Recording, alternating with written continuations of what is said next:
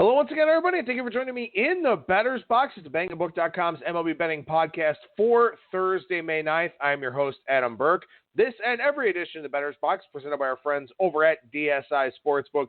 BTB200 is that promo code. 100% deposit match bonus up to $500 for the sportsbook. 100% deposit match bonus up to $500 for the live casino at BetDSI. It's only a game until you bet it.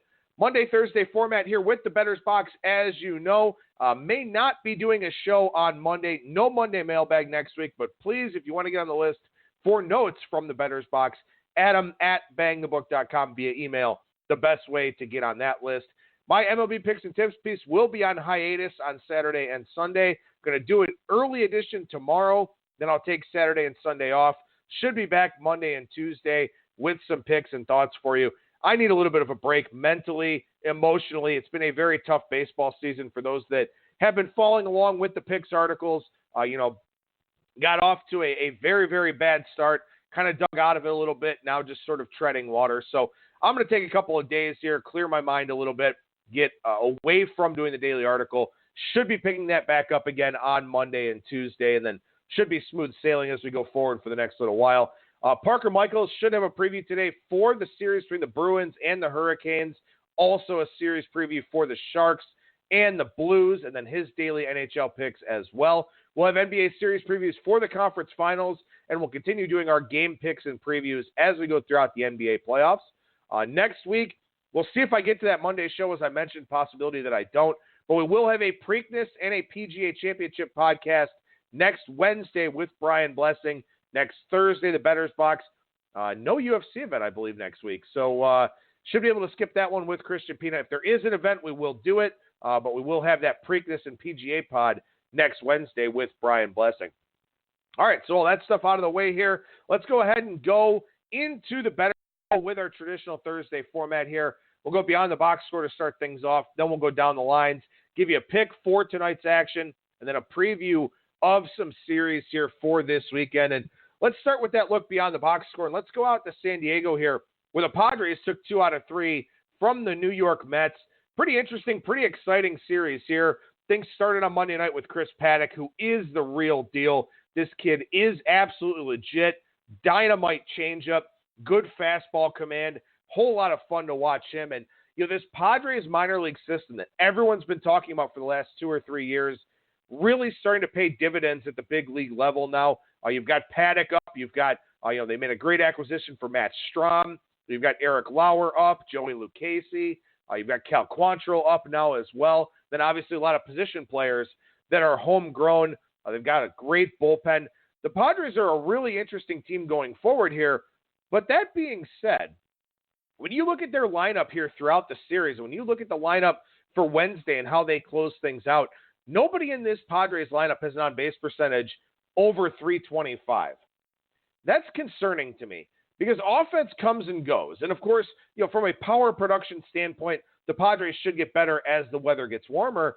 But the one constant is if you can draw walks, you can give yourself opportunities to score runs. The Padres do not draw a whole lot of walks. They're not a high-average team. It does concern me as the season goes along here, as they get some of that bullpen attrition, as some of these young arms start to reach new innings thresholds, what happens with this team in the second half of the season? So I'm going to be watching this closely. I really hope that the Padres play very, very well in the months of May and June, and I can take a look at their adjusted season win total once we get to the All-Star break, because I think this is a team, much like the Braves a couple of years ago when they started out really hot, faded in the second half. I think the Padres could be that team as well. Maybe they make some trade deadline acquisitions and improve the ball club, but I think this is a team that in the short term can continue to sustain this. In the long term, I'm not entirely sure. Mets struck out 37 times in the 3 games in this series, and I'll talk about the Mets a little bit later with some of the problems that are plaguing that offense and why I think those things could kind of flip the script a little bit here in the near term. But still looking at the Padres here, they're 5-0-1 in the first 5 in their last 6 games. So there was a stretch where the Padres were just awful for the first 5 innings. We kind of played on that a couple of times with some unders and some sides against them. Now they're 5-0-1 in their last 6. And This is why trends, specifically small sample size trends, are such an iffy proposition. I'm not a big believer in trends. I never have been. I need a substantial sample size to really buy into those.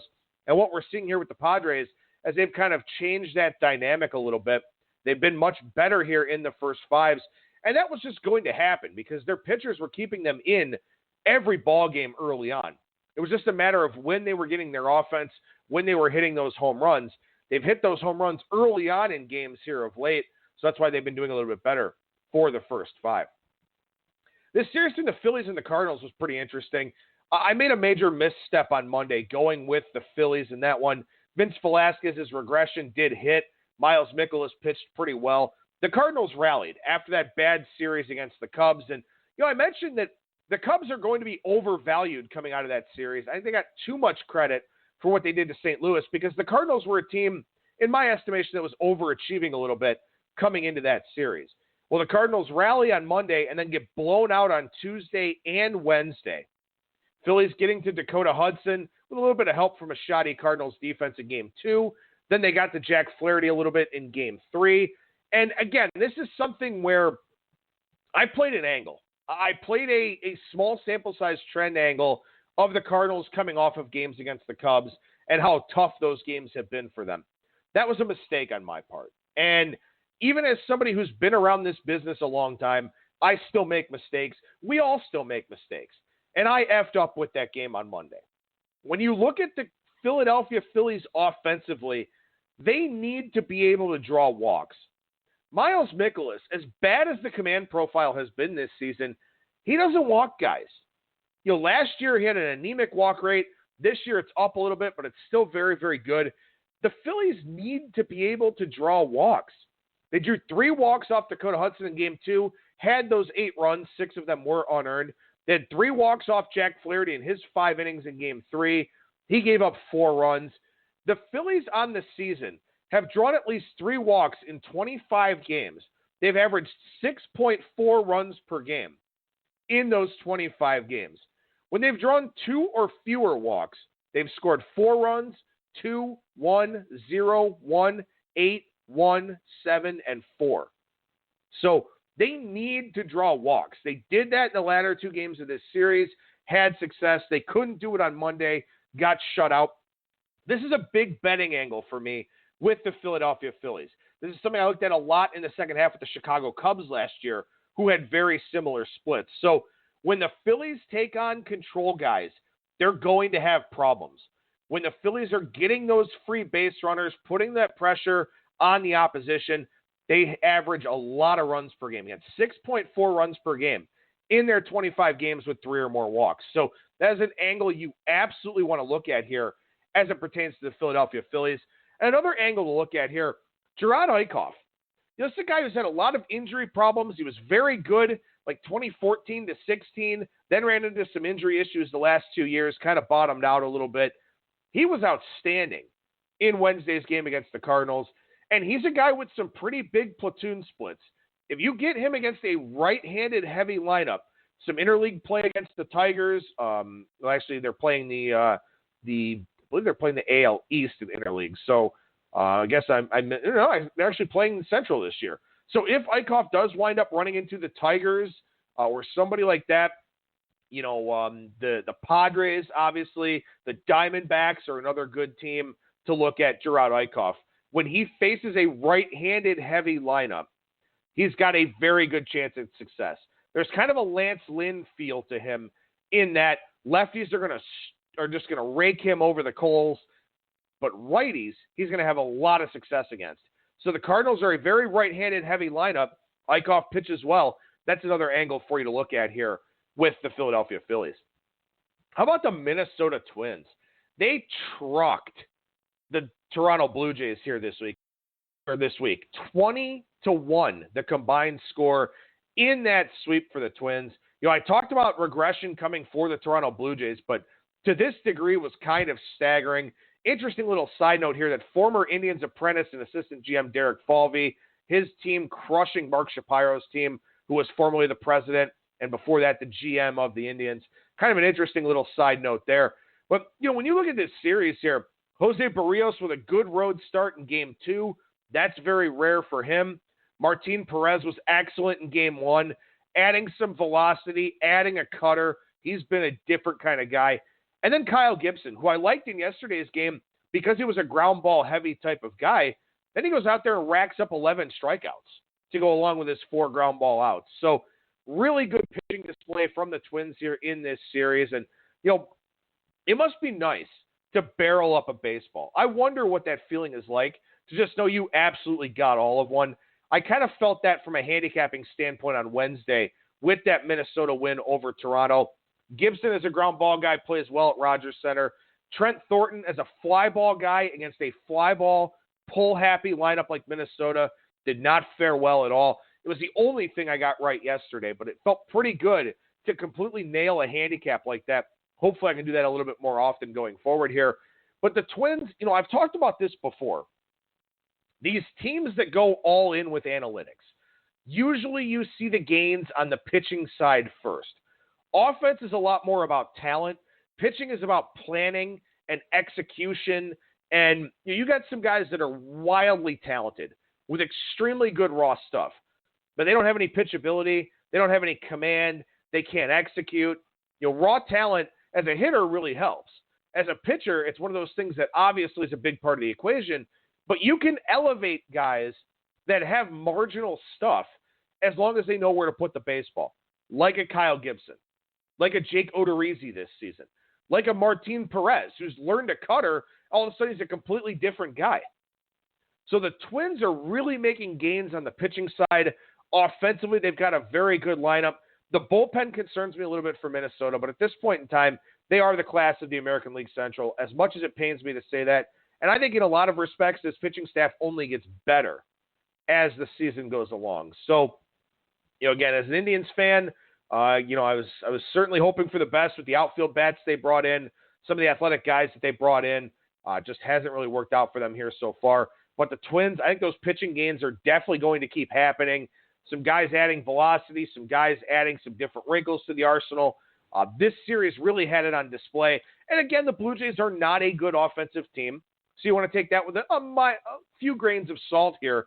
But I do think that the Twins, are really making some statements here early on in the season. And I think that they're well positioned for a solid 2019 campaign. The Dodgers with a sweep of the Atlanta Braves here. Is Walker Buehler back? 7 innings, 5 hits, 3 runs, 2 home runs, struck out 8, didn't walk anybody, 74% strikes, 13 swings and misses, a lot of called strikes. The one thing about Walker Buehler, though, he started out really well in a lot of his outings, 4 or 5 shutout innings. When he gets into the 5th, 6th, and 7th, he's kind of been gassed a little bit. This has been a theme in his starts.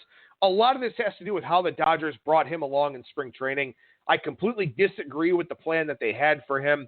We'll see if he gets stronger the third time through the order as the season goes along. But that is a betting angle here for the Dodgers in that maybe some first 5 unders or playing their sides, and then live betting opportunities with some live overs when it comes to Walker Buehler going into those middle innings. He has had some problems with those, gave up both home runs in his start later in the game in the 6th and 7th innings. So that's something you definitely want to watch here with Walker Buehler going forward. The Braves bullpen had to wear one the other day because Max Fried got hit on the pitching arm, left after 1+. He should be able to make his start on Sunday here coming up against the Diamondbacks. I saw an update about that here today. But that was one where the Braves bullpen really had to wear one. And those are things that you want to look for here on these long road trips. If a team runs into a bullpen game, something like that where a starter gets hurt, or they've got to use a reliever for a spot start, those are things that really add up as that road trip goes along. So I get a tail end of this road trip here for the Braves. They could have some difficulties protecting leads or keeping games close in the late innings. Dodgers did knock around Mike Fultonevich, and look, they're going to do this a lot. The Dodgers are going to blow up average to below average command right-handed pitchers that throw pretty hard. Fultonevich, one of those guys. Great matchup for them. They'll get a lot of those matchups as they go throughout the season here. Those are situations where you want to look for Dodgers team total overs or something like that. A righty with average to below average command that throws pretty hard. The Dodgers are going to hit those guys day after day after day. One thing here for the Braves offense in this series, they're 6th in walk rate this year. They only drew one walk in this series. They made it very, very difficult on themselves. The Braves, they're a better contact lineup than Philadelphia. But again, another one of these teams where drawing walks is important to them. And look, a lot of teams are probably going to have pretty significant offensive splits when they draw walks and when they don't. But it is more important for some teams than it is for others. I don't think it's as big of a deal for the Braves, so it's not a similar type of betting angle. But it was still very interesting to me that they only drew one walk in this series, despite being a team that's drawn a lot of walks over the course of the year. One more series touch on here, and that's the Brewers sweep over the Nationals. And the Nationals, with their travel troubles on Sunday night on into Monday, their plane had engine issues. I talked about this on Monday's show. They didn't get into Milwaukee until a few hours before the game. They made 3 errors. They lost the game started by Max Scherzer, where he actually pitched really, really well. Credit to him for that. But this Nationals team, they're a disaster right now. They struck out 35 times in the 3 games of this series, wasted a Scherzer start.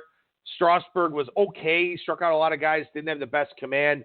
He falls on the short end once again. This team is a mess. They did get Anthony Rendon back. That does help their lineup, but they've still got some guys injured. Dave Martinez is in way over his head, as I mentioned. The Nationals, off to a slow start here in May. Things can obviously turn around, but they're looking at their 7th losing month out of 8 with Dave Martinez as the manager. He has to be on the chopping block. This has to be something that the players are talking about. They can't have much confidence in him, much confidence in this coaching staff. And realistically speaking, I kind of wonder about the confidence level in Mike Rizzo. Mike Rizzo has spent money. I think he's a smart GM. I think it's really interesting the relationship that he has with Scott Boras. But you kind of wonder here with the Nationals that this framework is not working. This is a team with a very, very high payroll. Very high payroll. What do they do going forward here? I mean, from an individual talent standpoint, there are very few teams that can stack up with a Scherzer, Strasburg, and Corbin, Soto, Robles, Eaton, Rendon, Turner when he's healthy. They've got a lot of potential star players here. And the dynamic just, there's a disconnect. There's a short circuit somewhere with this team. And I don't know what it is, but they have these travel troubles. Adam Eaton talks about, well, we need to rally and this and that. And then they go out there and get swept and strike out a ton and had a lot of uncompetitive plate appearances. I don't know what this team does going forward. And now they fly cross-country out to Los Angeles to take on the Dodgers. The Nationals are in a sad state of affairs right now. Things could get a lot worse before they get better there in D.C. All right, let's look at some totals notes here. I thought this was pretty interesting. This is something I've kind of been watching on the periphery here over the course of the season, but I wanted to mention it here today. Games with a total of 7.5 or lower are 67, 55, and 4 to the under this season. That's just shy of 55%. Again, totals of 7.5 or lower, 67, 55, and 4 to the under, just about 55%. Totals of 9 or higher, 107, 62, and 14 to the over, 63.3%. So, 63.3% on totals of 9 or higher. Totals of 10 or higher, 36, 13, and 4 to the over, 70.5%. Now, 16 of those games have been at Coors Field. Those games are 10 and 6 to the over. So games not at Coors Field with a total of 10 or higher, 26, 7, and 4 to the over. Those are astonishing numbers to me. So the expectation of a low-scoring game, a total of 7 or lower, has meant a low-scoring game. The expectation of high-scoring games, totals of 9 or higher, and even 10 or higher, has meant high-scoring games. So totals have played out exactly as expected, 7.5 or lower, 9 or higher. So unders in low-scoring games, overs in high-scoring games has been a very, very profitable betting angle here so far this season. Those totals of 8 or 8.5 games that can kind of swing either way, but the astonishing numbers there with extremes when it comes to lines in the totals betting market. So probably something you want to look at a little bit more here as we go forward. And of course, going into the month of May, weather warming up, all these types of things, guys realizing, hey, these balls are juiced. I should probably hit more fly balls. Scoring should be on the rise here, I would think, over the summer months. So, these high totals, those games have been going over. Those low totals, games have been going under. So I thought that was a really interesting thing to look at here. All of those numbers based on the closing lines. I believe Killer Sports uses 5 dimes for those. So the closing lines at 5 dimes, the sample that we're looking at here. But again, totals of 7.5 or lower, just about 55% to the under, 9 or higher, 63.3% to the over. Want to talk a little bit about platoon splits here today and sort of get an idea for how some of these teams are faring against righties and how they're faring against lefties. So a lot of numbers coming your way here right now. Again, Adam at BangTheBook.com to get the notes for the show. Here are the top 10 teams in weighted on base average against right-handed pitching.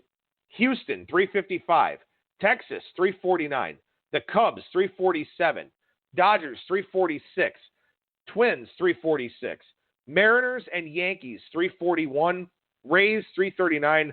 Cardinals, 335. How about this one? The Kansas City Royals, 10th in weighted on base average against righties at 330. Also a 110 WRC+. So the Royals have done pretty well against right-handed pitching here so far this season. The bottom of the barrel here against righties, the Marlins at 264. Blue Jays at 280. Reds, 281. Indians, 284. Tigers, 291. Now, let's look league-wide here. 317 weighted on base average with a 289 batting average on balls in play. There aren't a whole lot of teams that are on the really high end in batting average on balls in play against righties, but there are some teams that are on the low end. The Reds at 235, Indians 264, Blue Jays 266, A's 267, Giants 267. Those are all teams that have had a lot of contact quality issues so far this season.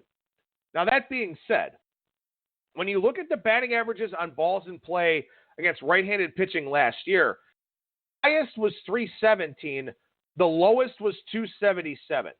So against right-handed pitching, there was a 40-point split between number 1 and number 30. Well, it's much higher than that here this season. The highest team at 318, the lowest team at 235. We've got 9 teams with a batting average on balls in play under 280 against right-handed pitching this season. There was 1 team all of last season. So again, we talk about regressing to the league average, regressing to the mean. League average 289. You've got 9 teams under 280 so far this season. Yes, there are a lot of contact quality issues with those teams, but they should get better as the year goes along against right-handed pitching. You see a right-handed pitcher about 70% of the time, so you're going to see a lot of those. So teams like the Reds, Indians, Blue Jays, A's, and Giants all should improve against right-handed pitching. There's no guarantee of that, but again, a lot of things regress to the league average and the league range as we get a larger sample size of data. So as these teams get more plate appearances against righties, they should start to regress towards the league average. So those bottom feeders will likely be coming up. Some of those top teams will likely be coming down. Last year, we had the highest team with a 349 weighted on base average against righties, the second highest at 341. We've got 5 teams at 341 or above 341 so far this season. Again, those are the Astros, Rangers, Cubs, Dodgers, Twins. So I would expect those teams, while they should still be among the league leaders in weighted on base average because of the talent they have on offense, they're probably not going to sustain the current paces that they're on. So again, looking for regression towards the league average as a predictive measure with some of these teams here. Left-handed pitchers. A lot of teams have 4,000 plate appearances against righties already. As we look at lefties, 518 is the highest for this season. That's the Los Angeles Dodgers. The highest teams in weighted on base average here against lefties. Nationals, 366. Astros, 361. Diamondbacks, 361. Twins, 350. Brewers, 349. The bottom 5. The Pirates, 257. Giants, 258. Indians, 263. Marlins, 264. Angels, 276. Now, when you look at last year, the highest weighted on base average against left-handed pitching was 345. There are 5 teams currently above that this season. They are the 5 I just mentioned: Nationals, Astros, Diamondbacks, Twins, and Brewers. Now, last season, the lowest weighted on base average against lefties was 283. We have 6 teams right now at 277 or lower. So again, looking for regression towards the league average. Again, some teams will be higher, some teams will be lower, but a lot of times we do tend to see an expected range that all 30 teams fall into. For example, last year, the highest weighted on base average against lefties was 345. The lowest was 283. This year, you go from 366 to 257. And even when you look at the team that's 26th in the Angels, they're 90 points lower than the Nationals. Last year, the biggest gap overall was 62 points. So again, looking for positive regression towards the league average for those teams on the bottom, negative regression towards the league average for those teams at the top. The league average WOBA against lefties, 312 on the season. The league average BABIP, batting average on balls in play, 297. And we've got some big-time outliers here in that department. The Mets are 364, Nationals 342, Rays 340, White Sox making an appearance at 339, Astros 332, Tigers 331. Keep in mind here that some of those lineups very right-handed heavy. Astros, Tigers, the White Sox to a certain degree, the Rays to a certain degree as well. Right-handed heavy lineups that should have more success against lefties with those platoon advantages. The bottom teams here in batting average on balls in play against lefties: Angels at 211, Cardinals 253, Padres 253, Reds 256, Royals 264. So the Royals very good against righties, very bad against lefties. So that's a betting angle you can certainly look at here as we go throughout this season. But again, the lowest batting average on balls in play last year against lefties, probably in the 250 to 260 range, with the absolute biggest outlier. We've got some teams well below that here so far this season. So again, just looking for predictive measures where teams are going to get better, teams are going to get worse based on the handedness of the pitcher, things of that sort. So again, Adam at BangTheBook.com to get these notes. Real quickly here, we'll do the exit velocity update on batted balls of 95 plus miles per hour. League batting average is 526. The Diamondbacks are at 605, Mariners 591, Yankees 569, Astros 559, Rangers 557. A lot of settling in with these numbers now.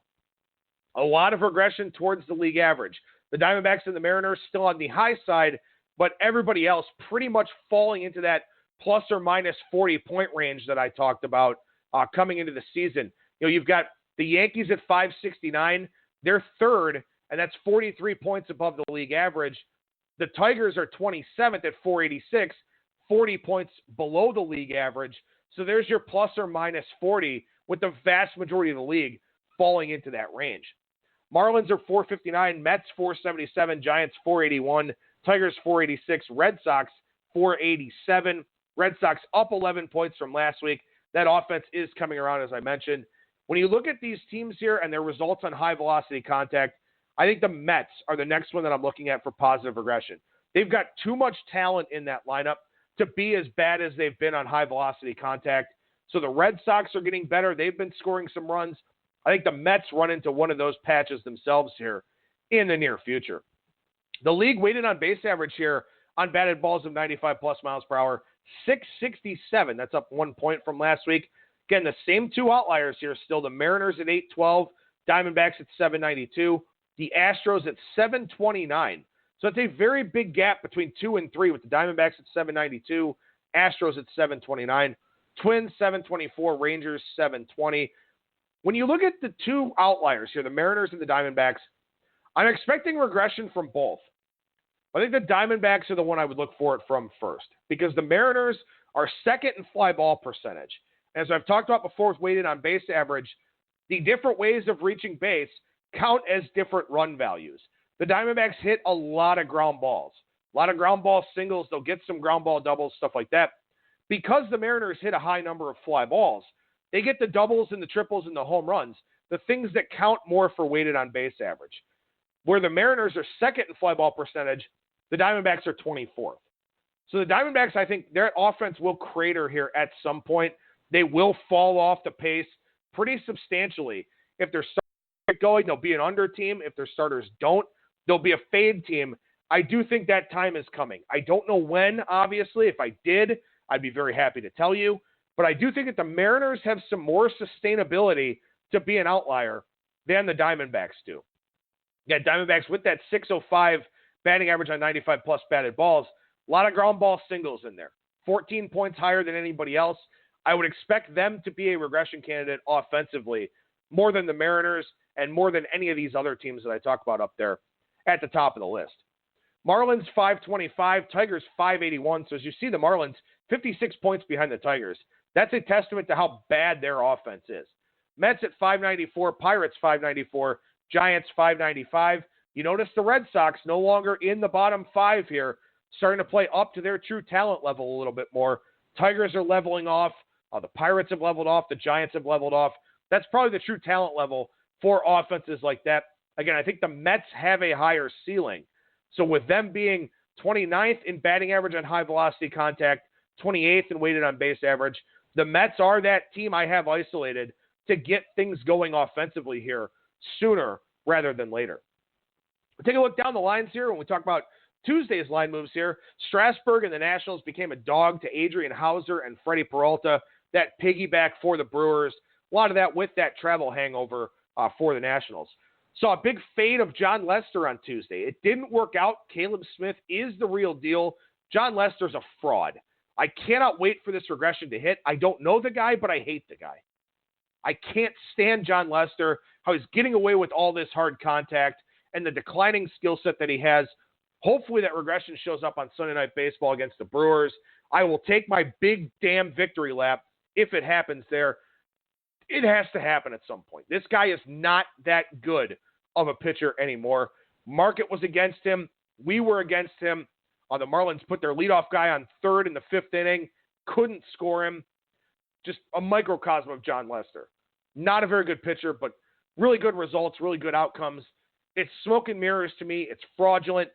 I hate the guy. I'm sorry if you're a Cubs fan, but I hate the guy.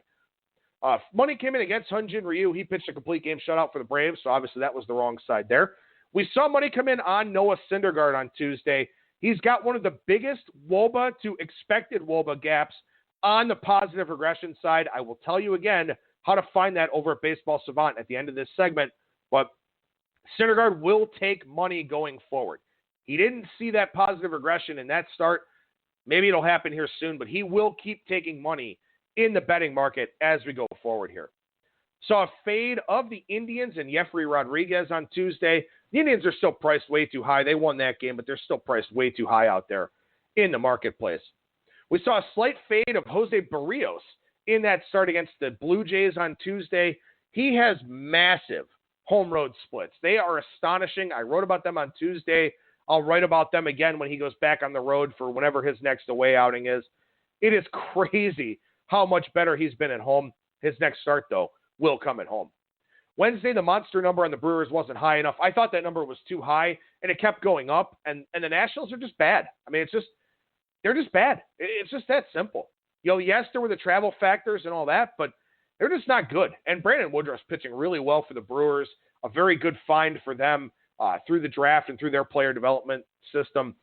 Brandon Woodruff looked really good in that start there on Wednesday. Money came in on Jack Flaherty, and Jack Flaherty just can't figure it out right now. The command profile's not there. The control isn't there. I like Jack Flaherty, and he was a Cy Young ticket for me coming into the season, but he just can't get things going here so far for the Cardinals. Money did come in on him, but it didn't work out. Saw some money come in against Matt Strahm and the San Diego Padres on Wednesday. That was a late line. Wilmer Font getting the spot start for the Mets there in that one. That line just came out late. I think the odds makers put out a number that was a little bit too high. It came down. Strahm pitched very, very well. Padres did win a close game there, but that was a late line posting in that one. Clayton Kershaw and Shane Bieber both bet into bigger favorites on Wednesday. Kershaw was against the Braves. Bieber was against the White Sox. Pretty decent start for Bieber again overall. Did allow some hard contact. You just kind of had to live with that, I guess, with him. But he is a pretty big expected WOBA negative regression candidate. So I would expect to see money come in against him when he faces some better teams here as we go forward. Heavy move on Kyle Gibson. That was that game against Trent Thornton where we nailed that handicap. I wish I could do that more often. We saw Shelby Miller money for the first time all season on Wednesday, going up against the Pittsburgh Pirates. The Pirates bullpen's a disaster. It's a nuclear disaster what that Pirates bullpen has done here so far this season. A lot of respect for that Rangers offense. Maybe a little bit of an over-adjustment to Shelby Miller's numbers from the odds makers there in that one. Thursday, a relatively quiet day so far. Some heavy Carlos Carrasco money for the day game against the White Sox. You won't hear this until that game starts. But he's a big expected WOBA positive regression candidate guy. So money pouring in on him in every start. Carrasco, Syndergaard, these guys are going to see money start in and start out. Money coming in against Jay Happ. He's pitching at home at Yankee Stadium against the Seattle Mariners. Very scary to back Mike Leake in any road situation that is happening today. I'm on the over in that game, but money is coming in against Jay Happ for that one. Felix Pena taking some money for the Angels. He's a positive expected weighted on base average guy as well, so that's why the money is coming in on him. Again, I will stress this to you. Adam at BangTheBook.com for the notes. It'll tell you how to get there. BaseballSavant.com. Click on leaderboards at the top. Click in the drop-down box. Under pitching, go to expected statistics.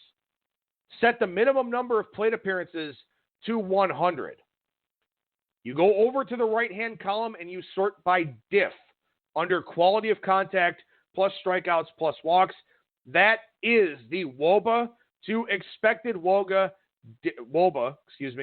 difference column. You will see line moves based on that going forward. Carrasco, Eduardo Rodriguez, Joey Lucchesi, Felix Pena. These are all different types of things that you want to look at there over at BaseballSavant.com. Again, you will find very easy guides to do line moves just by looking in that expected WOBA difference column. It's just that simple. Again, Adam at BangTheBook.com to get the notes. My pick today, I'm going to do something a little bit different and throw you a pick that's not in the article because as I started digging a lot more into some of these things and some of these notes for the Bettor's Box, I decided that I like the Diamondbacks tonight. I mentioned this already. They hit a ton of ground balls, but they hit a lot of high-velocity ground balls. Mike Soroka is a very heavy ground ball pitcher for the Braves, has some BABIP progression coming, has some left-on-base percentage regression coming. The more I dig into this one, and this line is moving against my thoughts on this game, this line is moving with my thoughts on this game, I think the Diamondbacks are worth a play tonight. You know, you've got this Braves offense that is scuffling a little bit. You've got Luke Weaver, who's been outstanding for the Diamondbacks here so far. The Diamondbacks hit a high number of ground balls at a very high exit velocity. That's tough for Mike Soroka because he's a ground ball guy. So I think I like the Diamondbacks tonight. I thought about the under for the article. I backed off of that. Maybe I do like the side a little bit more here. So again, not in the article. This is the first pick exclusive to the Bettor's Box this season that has not been in the article over at BangTheBook.com. So I think I like the Diamondbacks tonight here with Luke Weaver going up against Mike Soroka. With that in mind, let's preview that series here for this weekend with the Braves and the Diamondbacks. Soroka and Weaver tonight, as I mentioned. Julio Teheran, Zach Greinke tomorrow. Kevin Gausman, Merrill Kelly on Saturday. Max Fried expected to make that start on Sunday. Not sure who he'll be going up against for the Diamondbacks as of yet. Taylor Clark got that spot start against the Rays. I doubt they go with him again, but we'll see what the Diamondbacks decide to do in that one. No ill effects from Max Fried, from that line drive off the hand, so he should be able to go. He's the only lefty going up against this right-handed heavy lineup. Merrill Kelly regressed last time out. We correctly nailed that one. Will we see it again from him? I don't know. We'll have to wait and see. Love Soroka and Weaver tonight. Very good pitching matchup in that one. But what's interesting here is that you've got three righties going for the Braves. One in Teheran, who's an extreme fly ball guy. One in Gausman, who's kind of a pitch-to-contact type of guy.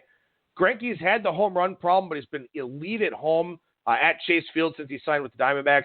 Kelly's a regression guy. This series is pretty perplexing to me beyond this first game. I'm not really sure what I'll do with these next three games, if anything. Obviously won't have the picks article on Saturday and Sunday, so maybe personal plays in that regard. But this is an interesting series because I think the Diamondbacks are something of a regression candidate. They do get the fly ball guy in Teheran on Saturday. I don't think that helps them a whole lot.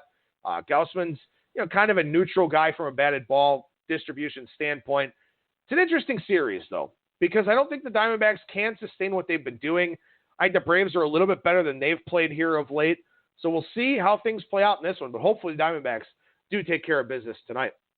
Mariners and the Red Sox. Eric Swanson and Eduardo Rodriguez coming your way here on Friday. Felix Hernandez, Rick Porcello Saturday. Marco Gonzalez, and to be determined on Sunday. My guess is it's Hector Velasquez again in that one for the Red Sox. But, the Red Sox offense, again, they're showing those signs. They're hitting more extra base hits. I think the first two games of this series set up very well for them. I think they can batter Eric Swanson around the yard. Kind of a fly ball type of guy, works up with the fastball.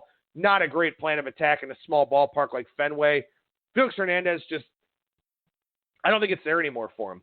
It was nice to see what he did in April, blown up in his last start. I think it's one of those things for Boston where they can have a lot of success scoring runs in the first two games of this series. So I'll see how I decide to play that, again, with Friday's article, then no article Saturday or Sunday. Rangers and the Astros here. Mike Minor, Wade Miley tonight. Lance Lynn, Justin Verlander tomorrow. Really interesting game there because you've got Lynn, who's very good against righties. Verlander, who has a home run issue against the Rangers lineup, hitting a lot of home runs and hitting for a lot of power. That's an interesting game. I may take a big underdog shot on Lance Lynn there in that one up against Justin Verlander. Drew Smyly, Garrett Cole on Saturday. Garrett Cole will get steamed in that one. Adrian Sampson, Colin McHugh on Sunday. The Rangers are much better than I anticipated. The Chris Woodward hire has been a very good one. They've been solid offensively. Maybe we do get some runs here in this series. Garrett Cole's had some command issues. McHugh's got some platoon splits. We could see some runs, I think, in all four games, really, of that series. Indians and A's here. Looks like it'll be Cody Anderson and Frankie Montas on Friday. That's a bad matchup for the Indians. If Montas is any kind of reasonable price, I'm going to take the Athletics on Friday night. Trevor Bauer and Aaron Brooks. Day game here on Saturday. This one nationally televised on FS1. Bauer should dominate this right-handed heavy lineup. This should be a really good bounce back spot for Trevor Bauer. So I do like the Indians a little bit there on Saturday. And then Efrain Rodriguez and Mike Fiers on Sunday. Fiers off of that 130-pitch no-hitter. Real tough spot for him. The Indians do hit a lot of fly balls. So that kind of plays into what Fiers may want you to do at home. I'm not sure what I'll do with that game, but you got two limited pitchers there. Efrain Rodriguez is all fastball. Fiers, not great command or control. I'd probably look at the over in that game, but again, not sure what that number is going to look like for Sunday's day game. One other series to look at here, Brewers and the Cubs. Gio Gonzalez, Jose Quintana Friday, Zach Davies, Cole Hamels on Saturday, Ulyss Chacin and my arch nemesis John Lester on Sunday. Couple of regression candidates here going in this series. Davies on Saturday, Lester on Sunday. Brewers hit lefties pretty well. Hopefully that's a spot where John Lester does run into that regression. Obviously, I won't have the article. I'm going to fade John Lester, though, from a personal standpoint. So if you want to follow along, please do. If you don't, I don't blame you for that. But Ulyss also not pitching well. So I'll probably look at the over in Sunday's game, maybe the first 5 over. Obviously, weather dependent anytime you're at Wrigley Field. But one thing here about this series, I think there's a spot to circle on Monday. I'll probably end up on the Phillies and Aaron Nola on Monday. The Brewers and Cubs, division rivalry, Sunday Night Baseball, could be a long game on Sunday night if Chacin and Lester continue to pitch the way that they have. Well, if Lester's regression hits and Chacin continues to pitch the way that he has, could be a situational play there on Philadelphia on Monday. Quite frankly, I may just like Aaron Nola in that spot on Monday. Maybe he figured some things out in his most recent outing. Few other line moves to keep an eye on here for this weekend. Money will hit the board on German Marquez Friday against the Padres at home. That'll definitely happen there. We'll see Blake Snell money on Saturday against the Yankees. That's CC Sabathia. And we'll see Jose Barrios money on Sunday at home against the Tigers. Daniel Norris in that one. Tigers right-handed heavy. So those are 3 lines where the last 2 will be probably decent-sized favorite situations. But if you want to get out in front of the market for those, money will hit the board on Blake Snell on Saturday and Jose Barrios on Sunday. So get some line value out of those. Like I said, I'm touch and go with the show on Monday. I'll try to get something out to you if I can. No picks articles Saturday and Sunday. I need a mental and emotional break. Should be back with that on Monday. And again, next week, look ahead to that Preakness and PGA Championship podcast with Brian Blessing on Wednesday. We'll have UFC tomorrow for you with Christian Pina, so keep an eye out for that as well. I'll do it for me. Thank you so much for listening, everybody. And remember that you'll never strike out when you're in the bettor's box.